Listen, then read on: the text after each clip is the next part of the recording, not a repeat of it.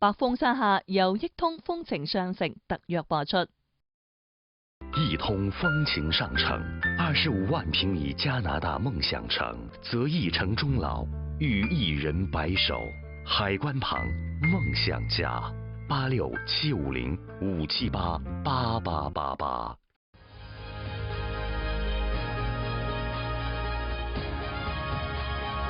平民視覺，用心表達，百風山下，大事小事，事事關心。家庭病床送醫上門，省心省錢，患者叫好。本土企業自主研發高新產品，大賽獲獎受肯定。平民視覺，用心表達，大事小事，事事關心。各位觀眾大家好，歡迎收睇7月9號嘅百歡山下。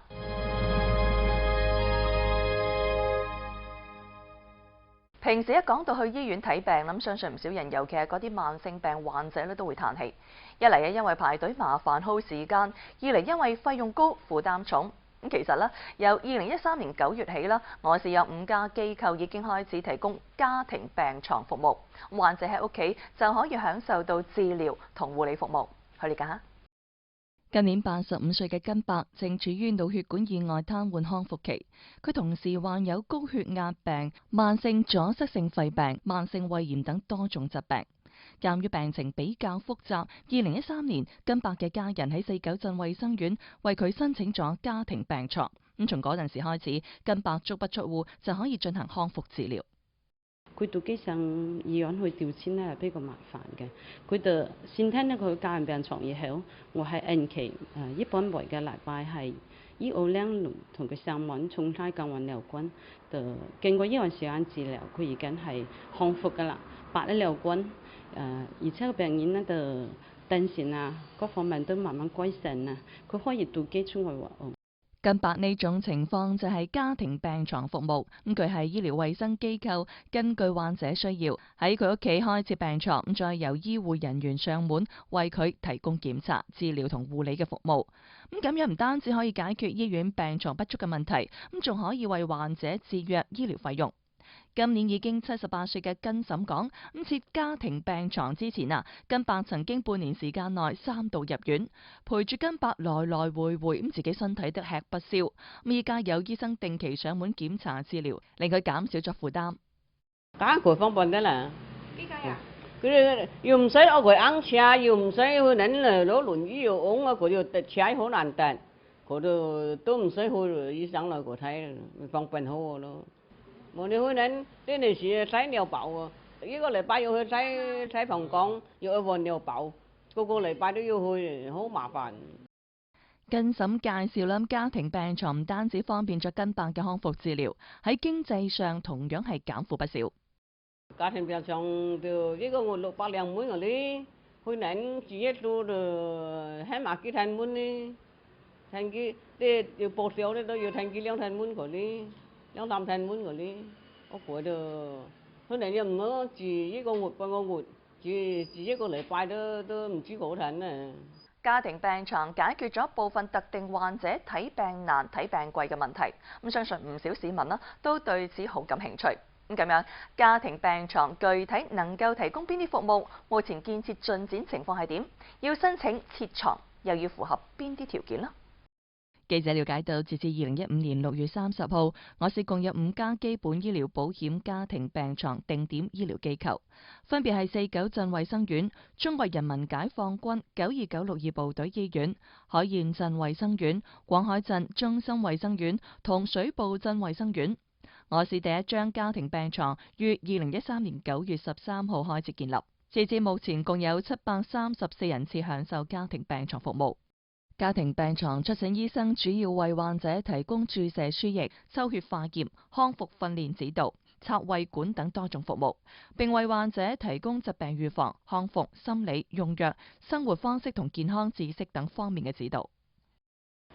家庭病床之後呢係社保開展呢個係醫療保障嘅呢種服務，佢佔會嘅就係呢個老人啦、活唔病嘅慢性疾病，或者你急性期康復嘅病人需要連續去調遷，但係連續調遷佢又要困難嘅病人，而開設呢種家庭病床服務。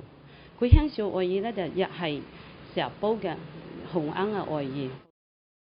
要申請建立家庭病床，必須符合慢性阻塞性肺氣腫急性發作、惡性腫瘤晚期、需長期臥床休息嘅骨折等10種病況嘅其中一項。咁同時，屋企必須要有監護人照顧，而且監護人能夠協助醫生、護士進行相關護理。符合條件嘅患者，仲要提供既往病歷、疾病診斷證明等資料，喺醫護人員上門評估並經社保經辦機構審批之後，就可以建立家庭病床。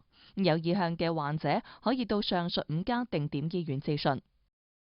7月2號，2015年江門市科技盃創新創業大賽喺江門舉行，我市有2家企業成功挺進總決賽，佢哋獲得咩成績呢？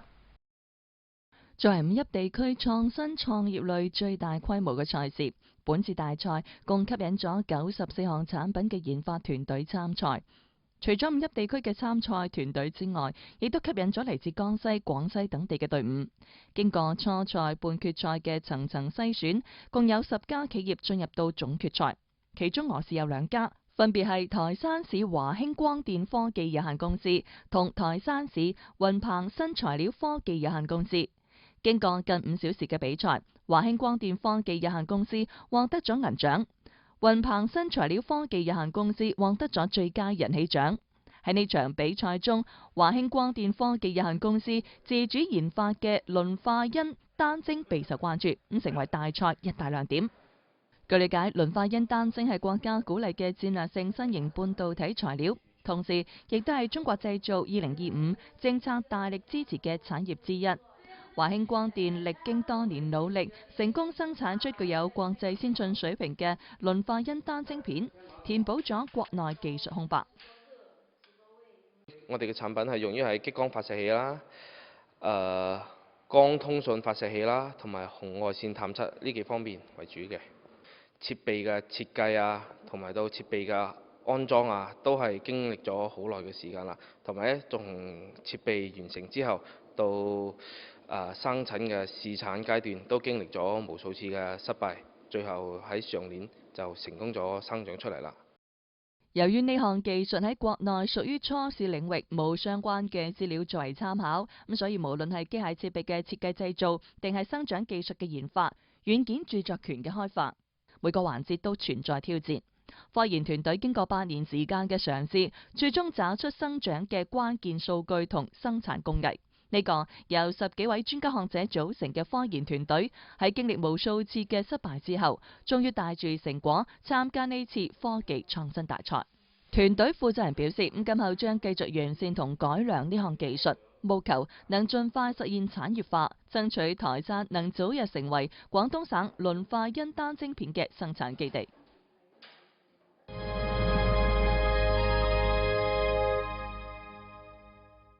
近日有市民反映，台城和平路2條單行道上車輛逆行現象時有發生。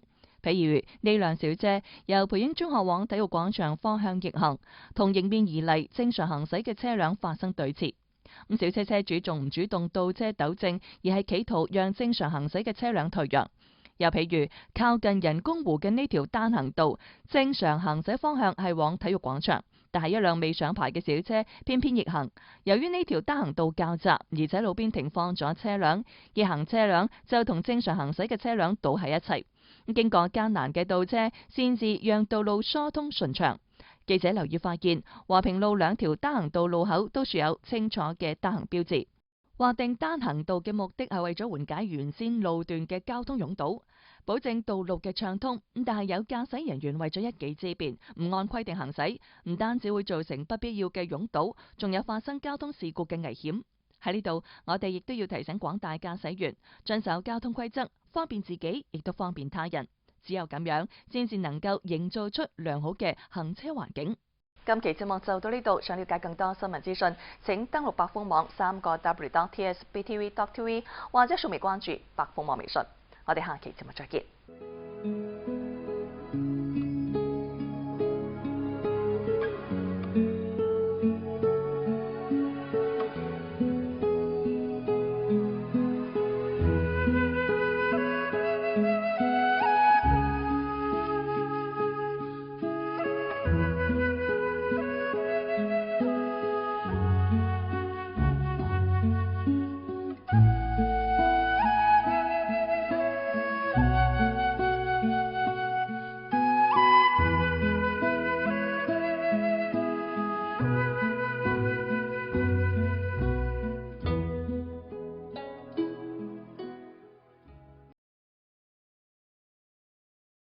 曾經走遍世界，先懂得家係心中永遠嘅港灣。大家族嘅聚居首選，台山碧桂園9年積澱，如詩如畫嘅山水大城，酒店、學校、商業等一應俱全。全新白鷺灣二期230至260方山水美穗，幸福里86至139方壓軸精裝洋房，璀璨綻放。碧桂園給你一個5星級的家。一段歷史，血火洗禮，刻骨銘心；一種精神，撼天動地，傳承至今。今年係中國抗日戰爭同世界反法西斯戰爭勝利70週年。為咗全面講述台山人嘅抗戰故事，弘揚抗戰精神，激勵台山兒女，我台將推出大型系列報導，尋找抗戰老兵，並向社會徵集抗戰老兵線索。如果你嘅祖輩父輩係抗戰老兵，或者你身邊有抗戰老兵，可以通過以下方式同我哋聯繫：一、撥打電話18575005678，18675000123。5525-826。2、關注微博百風山下欄目百風山下@qq.com。3、發送郵件OK0750@126.com。